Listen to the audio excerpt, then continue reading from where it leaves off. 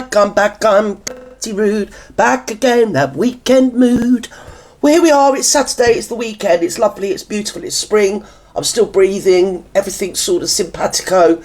Oh, what could possibly go wrong? And then I went on YouTube and found this. Nigel Farage reported to police by the founder of the Brexit Party and former ally. I think chicken's coming home to roost, darlings, don't you? Must never be MP. Well, PM, not MP. Oh, I think I'm dyslexic, back to front or something. I don't know. I read that wrong. MP, PM. He's an MP, but he mustn't be PM. Prime Minister. Right. Okay. So we've established that. Well, I've been saying that for months. Guy's a lunatic. He's disingenuous. Don't like him. He's globalist every day of the week. He's it's about him, and not really. He's got Napoleon complex or something. Isn't he?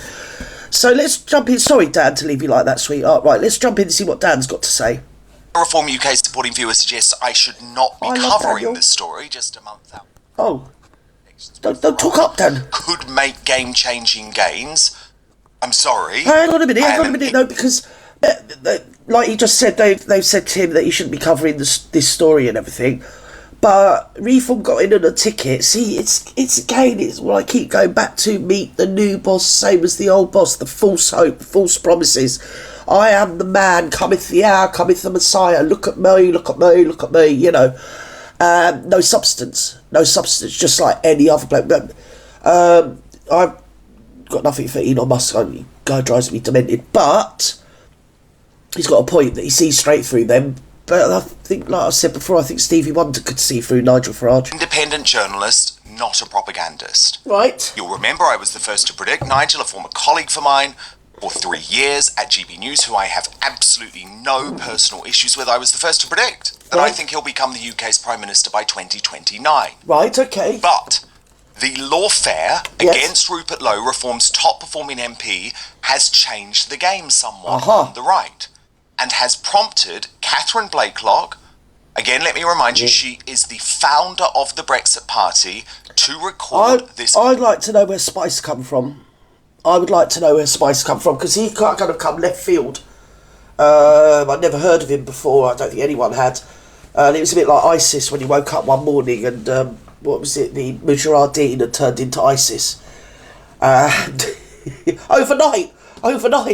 And all the mainstream media newsreaders were like hectoring when they were reporting it. I always remember it was always like they were saying, come on, keep up, you know ISIS, you know them, Islamic State, we all know them.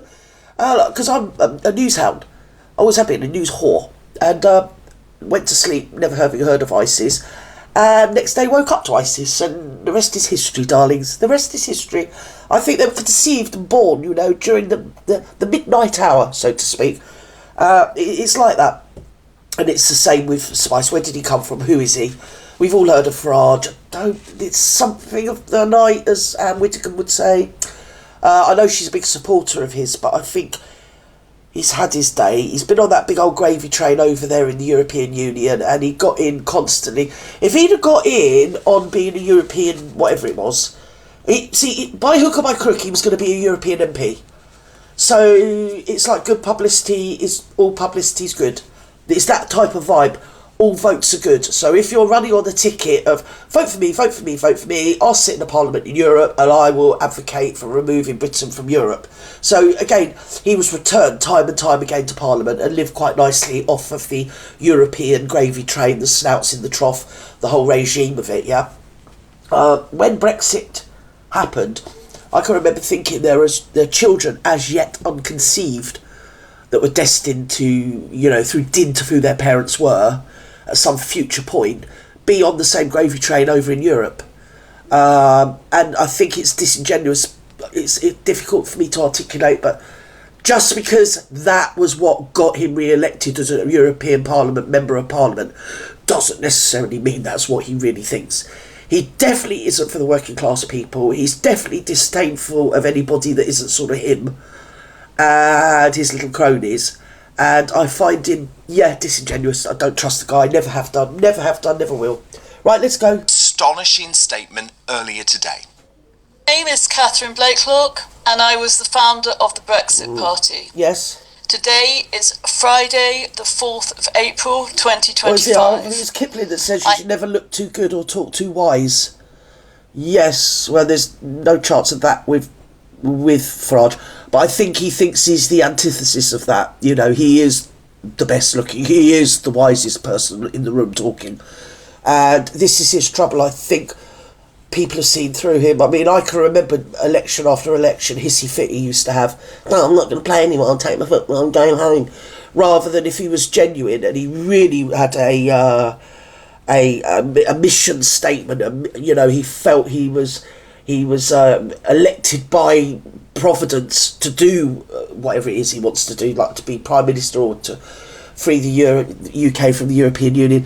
If that was truth, and it wasn't just him having a snout in the familiar old trough, you can feel I just don't trust him. Never have done. Have today presented the Metropolitan Police with 29 documents relating to the Brexit Party and Mr. Nigel Farage. 3 people will be named. Misappropriating money? I have asked the police to investigate the following charges. Right. 1. Yes. Fraudulent breach of trust. Oh. I specifically set the company up as a not-for-profit with a trust document and 2 trustees. Yes. After I left the trust... I don't want to be thingy to Mrs. Lovely at the European Brexit, whatever it is, party you're representing, but have you met the British police? Do you actually go outside your front parlour?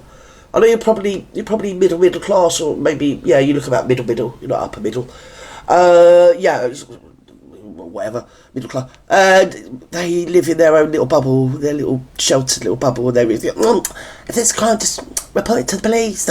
No, here at the coalface, you can do whatever you want, and the police don't give a shit. Really, that's the way that Britain is, and it's been increasingly like this for the last 10 years. Unless you do like a hurty tweet towards a politician, if you just do it to Joe Soap and you ruin their lives and you wreck their lives and you get them, you just like completely, report them constantly for murder and fraud and bring up their schools and get their kids sacked and I don't want to go through the whole list. No, not interested. But if you send a hurty tweet about Prime Minister, oh dear, jail then, yes, jail. So I don't really think, and I can't see the police moving more than like their little finger to facilitate this load of BS. But anyway, it makes a good story. And basically it's a no news day apart from old Russell Brand's been fingered, and he, well, say fingered. I think he's been doing a lot of that himself. Anyway, we'll move on, I won't be rude. Document disappeared, turning the company back into a for-profit. The trust is still held by my solicitors and was referenced in documentation that was filed at company's house. Right. 2. Fraudulent documentation procedures at company's house. Right. 3. Relentless and incessant emotional harassment or bullying of myself as they broke me down in order to obtain my shares. Thank you. Now, Catherine will be here. Well, that's a slippery little fish, isn't it? Another case of men bullying women because they can, yeah. To respond in an exclusive outspoken interview shortly, yeah, where I will of course ask her, right, is this just sour grapes? Given Reform have recovered in the polls since their post-Rupert slump, and looks set to change the game. I think that's massage. I don't believe that. Come the election, the council elections, I think they're going to have another. You're going to see another side of the coin. I think they've ruined themselves. But personally, when you speak to people, I don't live in a bubble myself. I actually go around the place and speak to people and know people and chat to people. You listen to people. They've been seen to have clay feet. In other words, like look at this today from Just Find Out Now. Grifters, which shows Reform leading by a huge 6% over Labour and 8% over the Tories. Or you've got this council by-election. I'm not being funny. If you're going to measure yourself up against Labour, a blind squirrel, a dead dog, could do better than Labour at the moment politically. I think their vote, if and when it arrives, will just be from people that will vote for them because they're never in a lifetime going to vote for Kemi or Keir. I've actually been listening to Kemi, and she's got quite a fine intellect, She's got a certain depth to her and a professionalism that I quite like. Whether that would be sustainable, I mean, It's one thing doing it for a few minutes in an interview. Whether she can consistently stay at that level of intellect and professionalism when the cameras aren't on her, I've got no idea. But when I've heard her in interviews recently, not before, but just the last few days, I've listened to her and thought, I like you. Yeah, you're all right. You're like a girl I could do business with. You're kind of sensible, you're kind of sane, and you're not going to be drawn into petty divisions. You're going to be there for all the people, not just for somebody because of their skin colour, their religion, who they sleep with, or, you know, who they pray to. It's all nonsense. You can't do that. You can't split and divide and split and divide and split and divide, because you just get to the state that we are now in Britain, where nothing works, services are overloaded, and it's like everybody knows they don't work, and we just all accept it and just carry on. You know? Well, well, what do you expect? It's like that.